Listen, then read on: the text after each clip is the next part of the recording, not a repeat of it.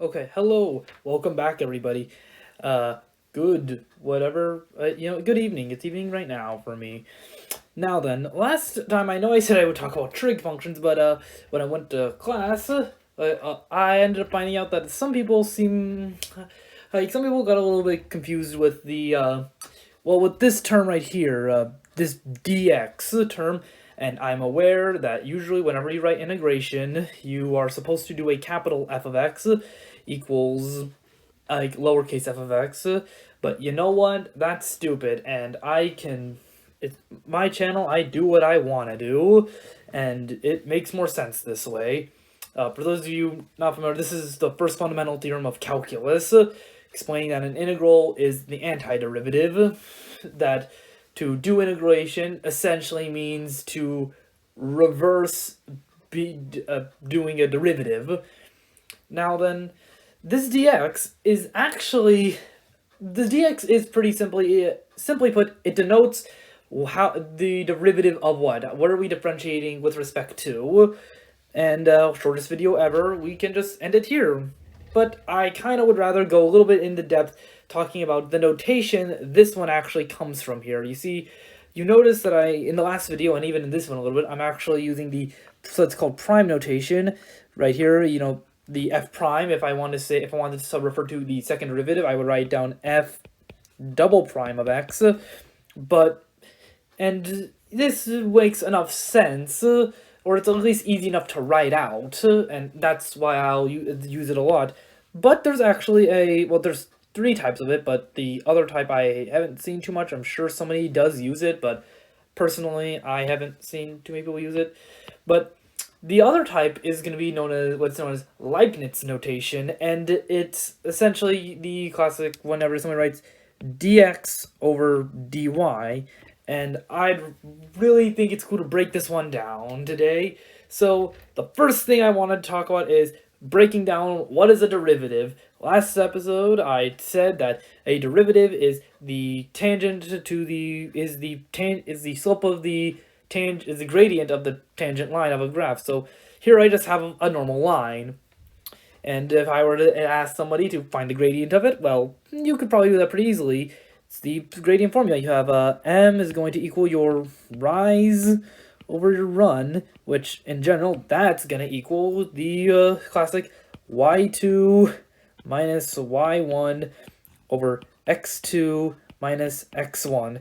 I'm sure everyone's heard, who's clicked on the video, who is doing calculus, has heard of this, but I feel it's kind of important to go a little into basics, because you can actually rewrite this one if you're acquainted with some more formulae. This is a common notation in physics for type stuff like this, that what this formula really means is we're actually denoting the change in y over the change in x. So we can really say that our slope, our gradient, is going to equal our delta being the mathematical symbol for change in something, y over delta x. And so Leibniz notation is essentially what that does is it is basically, instead of writing delta, he writes a d, because one of the mathematicians who made calculus, Leibniz, is a very creatively minded man who decided that rather than using the Greek symbol, he would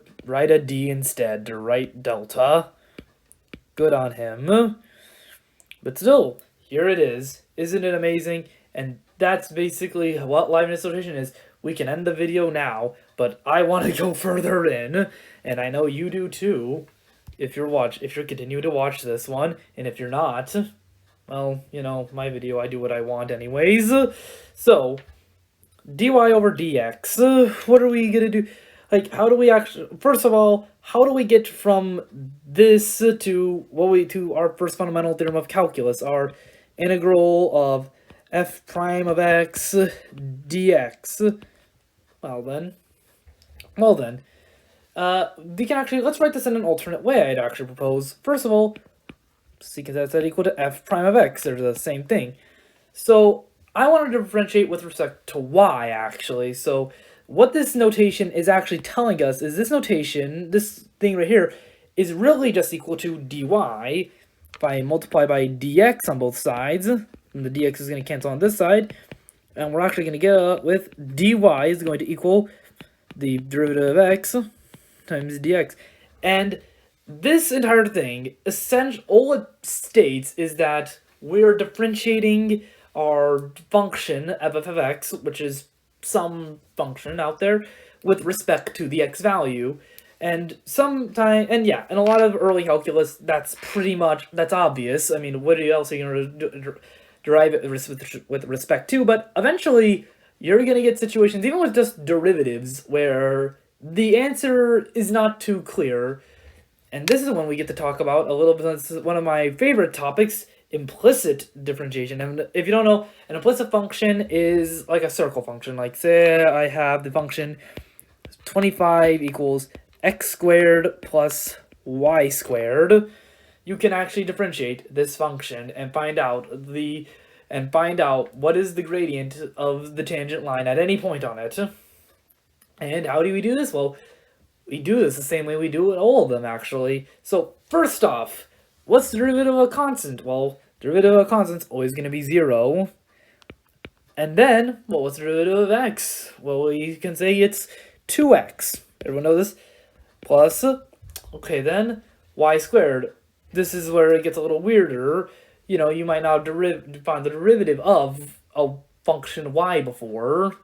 But essentially, you can kind of, now y is a variable, so most people might be inclined to try to maybe do this, 2y's derivative of, we're kind of mimicking the power rule here. We're basically saying, saying that 2 minus 1 equals 1, 2 times the variable in front is going to equal 2, so 2y.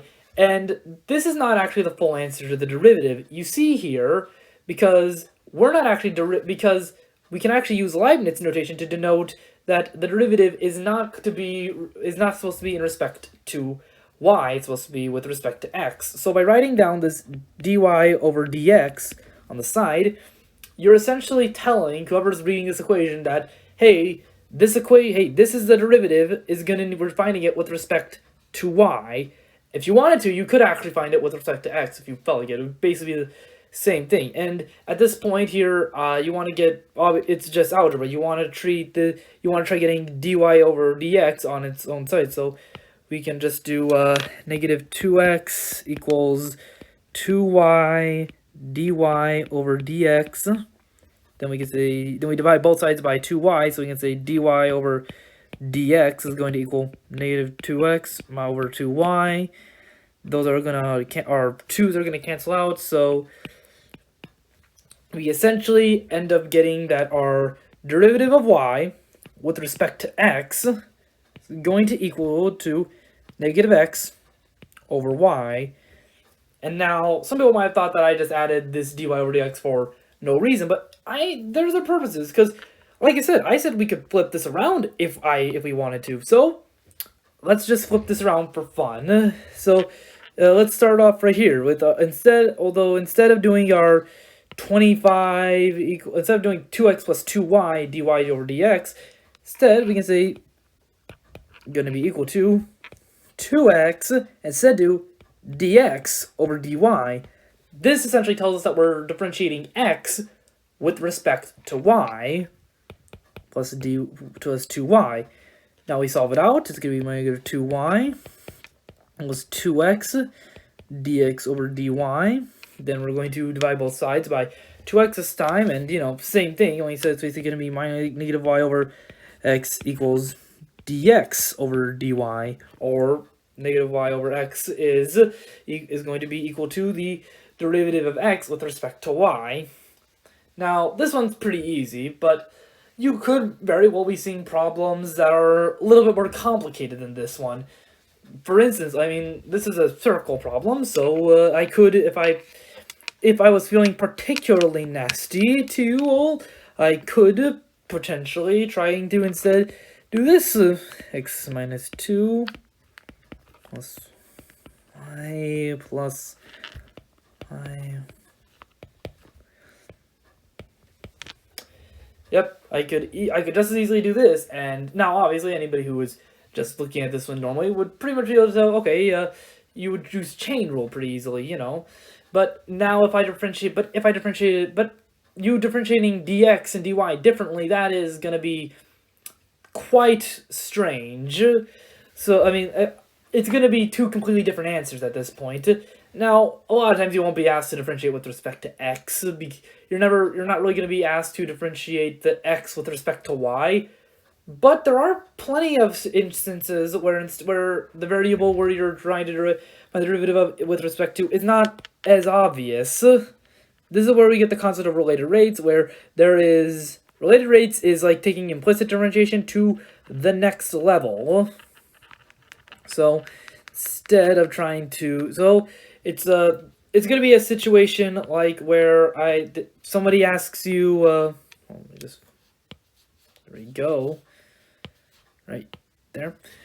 The related rate is going to be something where it's going to say something like, I don't know, you have a volume, you have a cylinder, let's say. The volume of a cylinder is going to be equal to our height of the cylinder times pi, pi r squared. Okay, and then you have a normal cylinder, but then it's going to be said something like where it's going to be said that the rate at which the you're going to get something weird, or it's going to telling you that the volume is going to be decreasing at a rate of 5 liters per second. So when you're writing this one out, you would actually write this one out saying the derivative of the volume with the rate of change in the volume over is going to, with respect to the change in time, is going to be equal to, I think like what I said, 5 liters per second. This is kind of the core concepts of related rates where it could ask you to find out, well, in this instance it could ask you to find out, okay, using this information, what is going to be what is the rate of change of the height of the liquid that's decreasing. And to figure this one out, well, you're actually going to have to figure this problem out. You'd have to, yet again, do some differentiation. You're going to say that the derivative of the volume over the derivative of the time.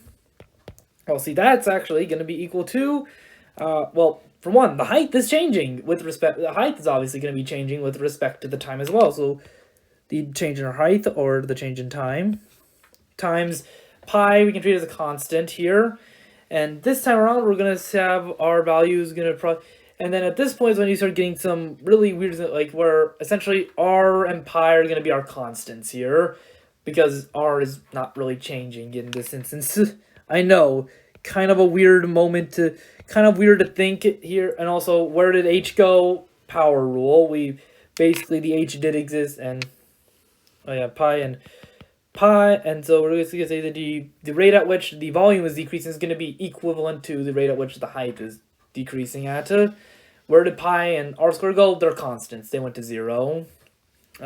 And trust me, the problems can get way more complicated with related rates. Might make a video with this one all on itself. But to kind of go back to what caused all of this to begin with, what sparked this in me, was I noticed that there could be some confusion. I'm going to go with the pink here. There could be some confusion in the first fundamental theorem of calculus, or the antiderivative thing, where we're going to be saying here that our f of x is going to be equal to, let me just find just do this in different colors to maybe make every part of it stand out better, is going to be equal to the integral of our derivative of our function with respect to x. Now that you know where this comes from, some of you might be able to recognize where dx really becomes important is in the concept of U-Substitution. Yet again, another concept that can be fairly difficult, but essentially what U-Substitution is doing is what I'm essentially doing with U-Substitution, without really trying to go into too much detail into it, because while not too difficult, it can get U-Substitution, while not too difficult, I would rather not cover it right now. So to really explain U-Sub in a nutshell is essentially going to be saying that whenever our function, or I'm going to say actually, I guess to keep it consistent, our f prime of x is equal to it's going to be equal to, say, the derivative, it's going to be equal to, you know, it's essentially gets a whenever our f prime of x is equal to u, or what do you get a different color here? That's actually the integral color. U times the derivative of u with respect to x. That's essentially what U-Substitution is doing. Anyone familiar with it knows it is more complicated than it is more complicated than this, but I'm gonna simplify it for now. You can get some really fun problems with this one. I'll leave it at this much. And basically, what you're trying to do here is that essentially the essential idea is that what you're trying to do here is you find the derivative of your u. What U-Substitution essentially does is you take your u function, and then you say, what's the derivative of u? Your du over dx equal to some value. You have your du over dx, and then to find, let's say that's equal to, I don't know, I'm going to say it's equal to v for now. Guess my u and my v kind of look similar there. They're different now. I bolded it. They has to be. And so now that you kind of see this du over dx is equal to v, then instead just so I can make these matchy, just so I can replace u entirely with it, instead I can then say that du is going to be equal to v dx. And so now I can essentially just replace this into it. That's what it means. I know that's what essentially this means here. This is this basically just supposed to give you an excuse on why one would actually want to do U-Substitution. Like I said, this is a really bad way to explain U-Substitution, but maybe I should show you a problem if you don't really get it. It's gonna be like this is gonna be a very simple problem, I suppose. Here it's basically gonna say here, let's just say here that our f prime of x, just say this is gonna be equal to 2x, or yeah, I'm just gonna say here for simplicity's sake, and you could, and before anyone tells me that there is a better way to solve it, you know what? Yeah, let's just do x squared plus 2 times 2x. Yes, you could probably solve this in a better or more efficient way, but you know what? I kind of want to talk a little bit about why this dx is important here, and explaining here and using this Leibnitz notation, because I think it's just cool and neat here. So when anybody who's familiar with it, you would say, okay, here, well, the actual, well, really shouldn't be x squared, really should be like more like x plus 2. I'm just gonna leave it actually like this one, honestly. The composite, yes, I know it's supposed to be done with composite functions. Don't at me here. Like that's why it gives it a purpose here. But essentially, if I were to try doing some u sub with it, I would basically just say here that this x squared plus 2 is going to be my u value, plus 2 equals u. Then I say the derivative of u with respect to x is going to be equal to 2x. Remember, the dx is important because it tells you what the derivative is with respect to. And then you say your du is going to be equal to 2x times dx, and hey, there it is. And so then you can basically rewrite your integral as the integral of u times du, and then you can just find the integral easily. The integral of this function is basically going to be u squared over 2. How easy was that? And that's the most bare bones, and then you just substitute this back in here. So it's basically just going to be x squared plus 2 whole squared over 2. And yes, anybody who's familiar with U-Substitution will tell you that, man, this could be done a lot better and could easily be its own video, and to that I'll say I agree with you. But then, what was the purpose of me doing all of this then?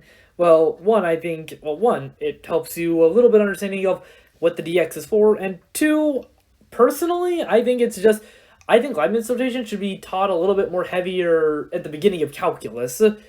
by understanding Leibniz notation, you get a little bit better understanding of, well, what a derivative is.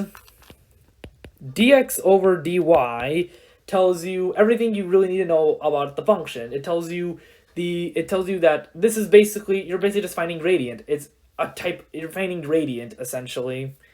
And not even essentially, you just are finding gradient. And that y prime, and prime notation, now prime notation is so convenient. Like, it is very easy to write down on lined paper, to just do, like, find the 10th derivative, f of 10 of x. And yeah, you can, and yeah, it's not that hard to write it with dx over dy, but let's all be real here. Writing f of 10 of x on a sheet of lined paper, it looks a little bit cleaner, like, if you have lined paper, than trying to squeeze into a fraction. And yeah, you know, Leibniz notation is also just fantastic whenever you're trying to show a case, a proof. Like, if I'm trying to prove chain rule, it would be, it's amazing to use for this type of purposes here. And that's actually why, I believe in my formula booklet, it actually lists off almost all the formulae as it defines them each as, like, through Leibniz notation. And also, I hope this helped anyone out who was a little bit curious on what the dx4 in the first fundamental theorem of calculus, or really anybody curious on things like exactly why we see dy over dx sometimes. I think dy over d, or wait, there I like that earlier. Man, someone should get fired for that. Haha. But still, ultimately, I hope this helps some of you out. Thank you for watching. I'll see you in the next video.